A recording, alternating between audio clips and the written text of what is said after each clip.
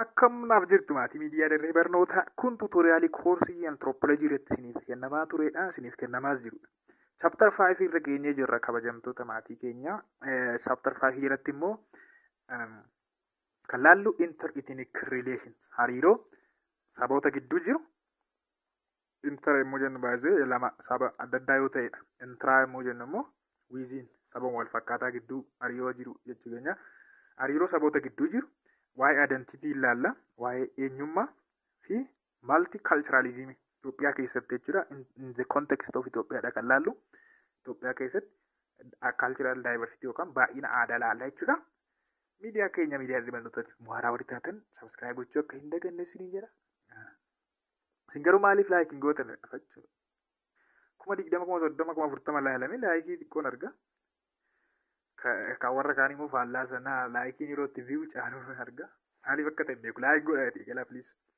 Na jajjabeessa hojii caaluun na qopheessa waan ta'eef tuutoriyaal afaan akka wajjin turre na ulee baraticha obboleessa keessa yuunivarsiitii Finfinneetti School of Law irra amma dhumaatti na faana tura. Hiika isaanii ilaalame definiishinii maa itinik guruppii jechuun yookaan itinik saba yommuu jennu maal jechuu keenya.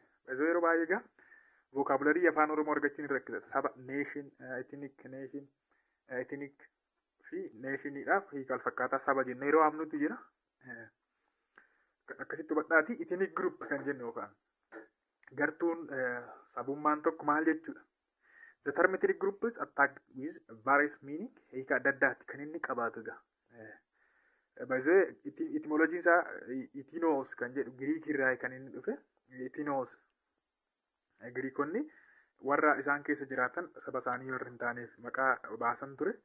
Warra maayinooritii ta'an faadhaaf immoo Yurooppiyaan akka sanatti fayyadamaa yeroo durii keessa jechuudha. Itinoosiin itinikiin Weber maal jedha?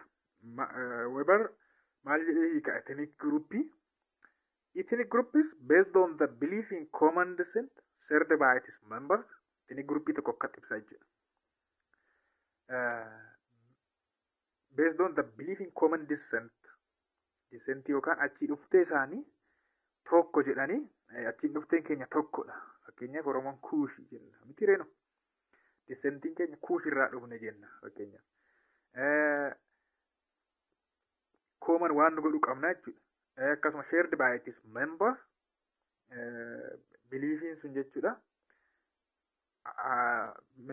Memberisii yookaan immoo gartuu sanaan miseensa sana hundumaa shared kan ta'e biliifii waloo jechuudha.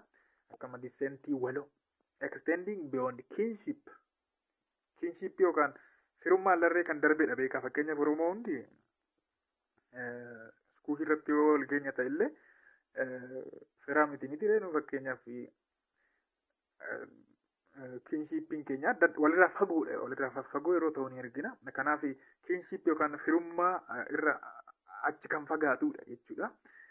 Political solidarity waloo ta'e kan qaban. Kaan immoo tokkummaa siyaasaa cimaa jabaataa ta'e kan qaban. Other grounds and the common customs aadaa wal fakkaataa ta'e aadaa waloo. Common language yookaan immoo afaan wal fakkaataa ta'e amantaa wal fakkaataa. Duudhaalee wal fakkaataa values and morality and Webertu akkasitti ibsa qaba. Webertu akkasitti ibsa jechuudha. Webertu akkasitti ibsa. Ethnic group jechuun aadaa wal fakkaataa kan qaban, kinship irra kan darbe, sanyummaa yookaan firummaa dhiigaarra kan darbe, common descent kan qaban, common belief kan qaban jedhee akkasitti hiika. Baart immoo maal jedhee hiika ethnic group? A self-defined group based on subjective factor and fundamental cultural value chosen by members from their past history or present existing conditions in which members are aware of and in contact with other ethnic groups. Baarti maal jedhee ibsa subjective factor irratti kan bu'uurame yookaan based kan ta'e factoriiwwan subjectivii ta'e yookaan akkuma namaatti adda adda kan ta'e cultural value fundamental cultural value kan qaban yookaan immoo duudhaalee bu'uuraa aadaa kan qaban chosen by members from their past history. Hawaasni isaanii yeroo darbe keessa kan filatan jechuudha. Yookaan immoo kan itti fayyadamaa turan duudhaalee aadaa kana. Aadaa waloo warra akkasii kan qabanidha jedheetu isaanirraa baay'een fagaatu jechuudha. Kan weebariirra. Ethnic group are defined out of group interaction in which members of a group keep their social solidarity. Ethnic groupiin kamitti ibsama? Interactionii gartuu tokko yookaan immoo hariiroo gartuu tokko ta'e solidarity social solidarity yookaan immoo tokkummaa isaanii kan ittiin tikfatan. Identified themselves as belonging to specific group based on their subjective commonalities. Identified themselves belonging to specific group jechuunis gartuu tokko keessa akka waan jiranitti of identify godhu jechuudha yookaan immoo gartuu tokko ani gartuu kana keessadha jedhu baay'isuu ilaalla tiyoorii jalatti sirritti ittinisiitiin eessaa akka burqu tiyoorii of ittinisiitii paartii lammaffaa keessatti ilaalla. Hutchinson immoo fi Smithis immoo akka biraattidha kan isaan ibsani. Fiichariiwwan sadii jaha qabu jedhanii jiru. Jarri kun fiichariiwwan yookaan amaloota ittiin giruuppii jaha adda baasanii jiru. Identified 6 main features that the definition of an ethnic group predominantly consists. Jalqabatti ethnic groupin tokko amaloota armaan gadii kana jaha qaba jedhanii jiru jarri kun jechuudha. Hutchisonii fi Smith. Tokko common proper name qabu. Maqaa waloo kan ta'e qabu jechuudha. Afaan Oromoo keessatti proper name maal akka ta'e hin beektu. To identify and express the essence of the committee.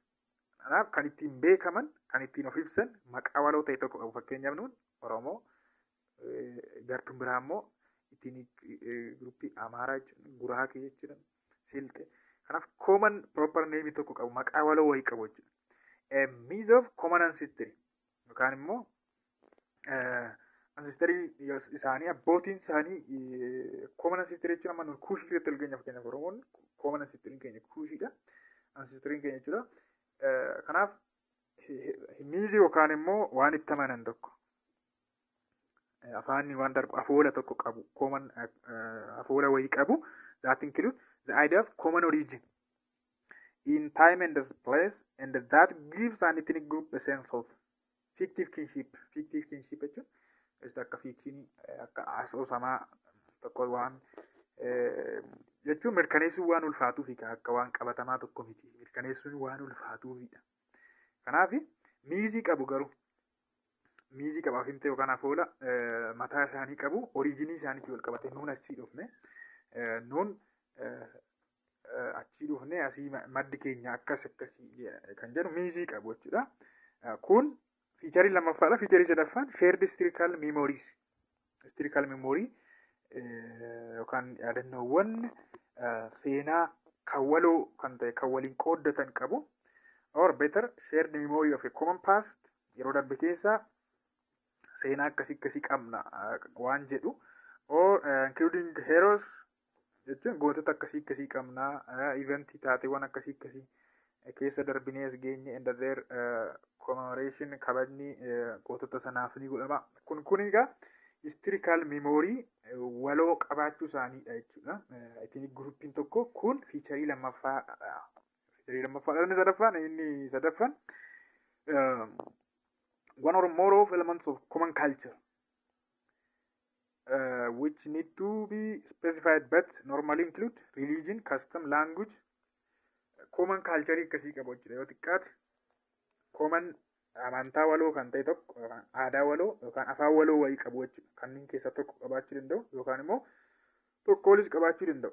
Nama fakkeenya saba Oromoo yommuu ilaaltan aadaan afaan waloo ta'e qabu common language qabu. Sabni tokko immoo afaan isaaniitis tokkuma aadaan isaaniitis religion isaaniis tokko ta'uu danda'a. Argachuu rakkisaa yoo ta'e jechuudha. Inni kun fiicharii ethnic groupii arfaffaadha. Shanaffaan a link with homeland. Lafa ta'e wajjin immoo hidhata qabu. Lafti keenya akkasi kan jedhan kileem kan godhan qabu jechuudha.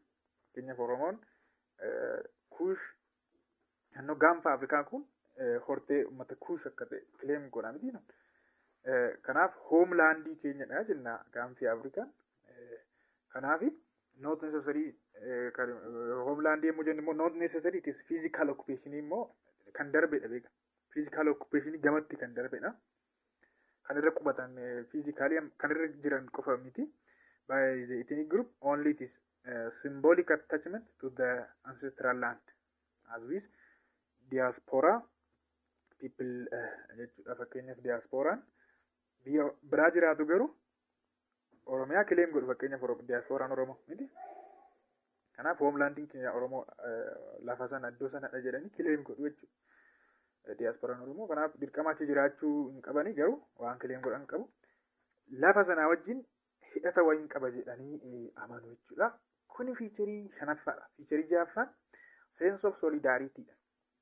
Tokkummaa jechuudha. On part of at least some section of the ethnic population. Hassan and Smith akka ibsanitti jechuudha. Solidarity yookaan immoo tokkummaa jabaa ta'e qabna. Tokkummaa jabaa ta'e qabna jedhanii kileem godhu kun waan ethnic groupiin tokko amala ethnic groupii tokkooti jechuudha. Kun jahan isaanii amala ethnic groupii tokkooti. Ethnic identity. Ethnic identity. Kan immoo eenyummaa jechuudha. Mootaan isinii kan laallu eenyummaa. Eenyummaa sabummaa jechuudha. Ethnic identity is an affiliate construct. Kan immoo social construct jechuudha. Waan ijaaramu wayii jechuun akka waan inni ijaaramnedha. Dhiigaanis kan jedhan jiru theorii jalatti ilaalla garuu ammaaf akkasumatti. Where an individual is viewed by themselves and by others as belonging to particular group or cultural group. Namni tokko ofii isaanii akkamitti of yommuu ilaalan particular ethnic yookaan immoo saba kanadhaani. Yookaan immoo aadaa kanadhaan yommuu jedhanii of ibsan jechuudha. Yookaan immoo anaa fi isaan as and the we, as and the them, sorry, as and the them nuyi fi isaan jedhan fakkeenyaaf uummanni Oromoon warra Oromoo ta'anii nuyi jedha warra Oromoo hin ta'anii namoonni Oromoos warra ta'anii ammoo isaan. Kanaaf ofii isaa particular ethnic group yookaan cultural group keessatti of yommuu ramadu. Kun egaa eenyummaadha jechuudha. Ethnic identity dha jechuudha. Affiliation can be influenced by racial, natal, symbolic, and cultural factors. Affiliation yookaan firummaan kun maaliin kan inni influenced ta'u racial factoriin hin jira. Racial factor yookaan reesii qomoodhaan jechuudha. Factorii akkamidha? Involve the use of physiognomic and physical characteriin jechuudha. Anjira mitire xiinsammuun fi kaaraakterumti alaa mul'atu kun fakkeenya saba tokko saba kaan irraa adda kan godhu jechuudha. Saba tokko fakkeenyaaf bifaan ta'uu danda'a. Gurraacha, adii waan akkasiitiin jechuudha. Tokko tokko immoo wanta adda isaan godhu jiraachuu danda'a qofa. Natal factory kan jennuun immoo lafaan waa wal qabatudha. Rifasitu hoomlaandiidha jechuudha. Ancestral home. Lafti abboota keenya akkasii yommuu jedhamu. Factory lammaffaadha kun. Affiliation kan ittiin influence ta'u. All origin of individuals maddi keenya akkasii. Their parent warri keenya maatiin keenya akkas abbootiin keenya akkas lafti isaanii bakka kana. Yommuu jedhamu jechuudha. Symbolic factoryidha immoo kan biraani. Symbolic factoryidha. Raashiyaal ilaalee naataal ilaalee naataal lafa raashiyaaliin immoo qomoodha. Symbolic factoryin immoo those factors that typify or exemplify an ethnic group. Ayyaanaan ta'uu danda'a. Uffannaan hojii harkaatiin ta'uu danda'a. Kuni mallattoo wayiin jira jechuudha. Mallattoon saba tokko saba kaan irraa adda godhu. Akkaataan nyaataa, akkaataan uffannaa, akkaataan meeshaalee harkaa fayyadamu yookaan hojii wayii irratti bobba'u. Ethnic identity can defined as a manner in which persons an amount of their ethnic origin locate themselves physiologically jechuudha. Ofii isaanii gartuu tokko keessatti yommuu of ramadan in relation to one or more social system and then which is they perceive others as locating them in relating to those systems. Them warra kaan immoo garee sana keessatti ramadu ofii immoo garee wayii keessatti of ramadu. Kun eenyummaa sabummaa kan jennudha jechuudha. Ethnic identity dha jechuudha. Ethnic identity. Well, taansinee kan laallu subjective and objective aspect of ethnicity dha. Subjective and objective aspect of ethnicity. Objective immoo jennu nama hundumaa kan walii galchuu danda'u waan akkasiidha.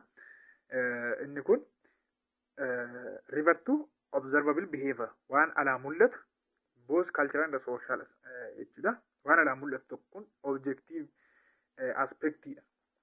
Yookaan amala objective ta'e waltawaa ta'e kan ethnic identity eenyummaa sabummaati. Fakkeenyaaf speaking an ethnic language. Nama hundumaa walii galcha amma kun fakkeenyaaf Oromoon afaan Oromoo haasa'a. Kanaaf nama hundumaa walii galcha kun objectividha jechuudha. Practicing ethnic traditions. Aadaan isaan hordofan yoo aadaa isaan hordofan sunis mul'ataa waan ta'e observabilii waan ta'eef jechuudha. Observabilii waan ta'eef kunis objectividha. Participating in ethnic personal network fakkeenyaaf maatii keessatti friendship yookaan immoo michummaa waan akkasii keessatti kunis waan alaa mul'atudha yommuu hirmaatan jechuudha. Participation in ethnic institutional organization. Ethnic institutional organization jechuun dhaabbilee jaarmiyaalee saba irratti hundaa'anii hundeeffaman.